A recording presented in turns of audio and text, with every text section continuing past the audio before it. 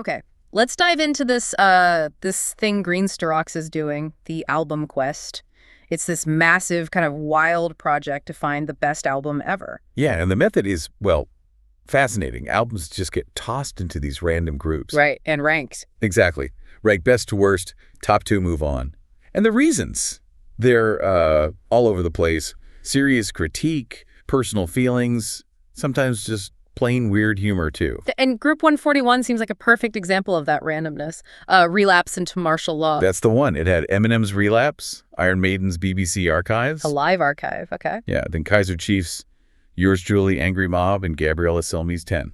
Quite a mix. Definitely. So our mission today is to figure out, who got through from this group and maybe more importantly, why. Well, taking the #1 spot, maybe surprisingly, maybe not, was Eminem with Relapse. Okay.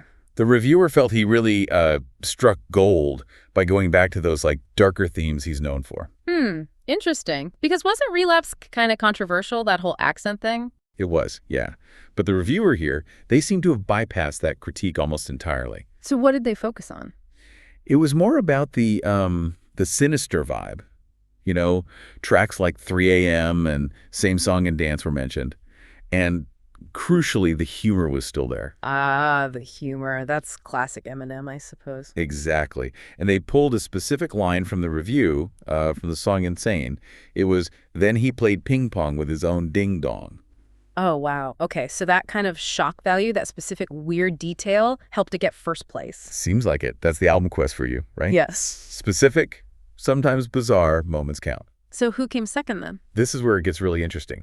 Iron Maiden's BBC Archives. Wait, the live compilation beat out actual studio albums. How? It seems to be all about the context, the sort of emotional weight of it. This collection covers their first 10 years. Okay. And the reviewer saw it as capturing Maiden right at the crest of their rise towards global superstardom. So it's about the historical significance. Pretty much.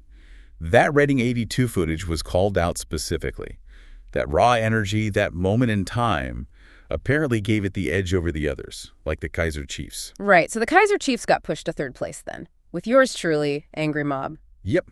The review called it a decent album, which sounds a bit like faint praise, doesn't it? Yeah, decent usually means not quite good enough. Exactly. The reviewer mentioned a logger rock sound, whatever that fully implies, and a few fillers that seemed to seal its fate. Even with strong tracks. I remember Heat Dies Down and Love's Not a Competition being pretty good. They were mentioned, yeah, even Love's Not a Competition being stripped down. But apparently not enough to overcome the fillers or that overall vibe. Okay, so third place for them, which leaves Gabriella Cilmi in fourth. Yeah, 10. Described as an unlucky fourth. Unlucky why? Well, the review said it started really strong.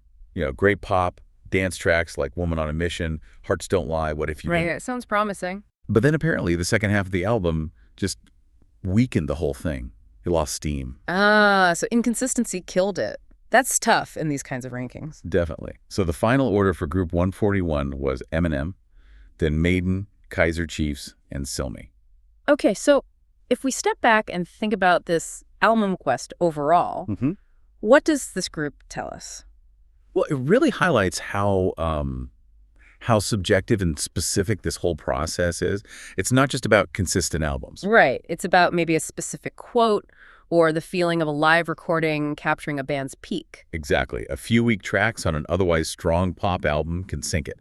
A live archive from a band's crest can beat out modern studio work.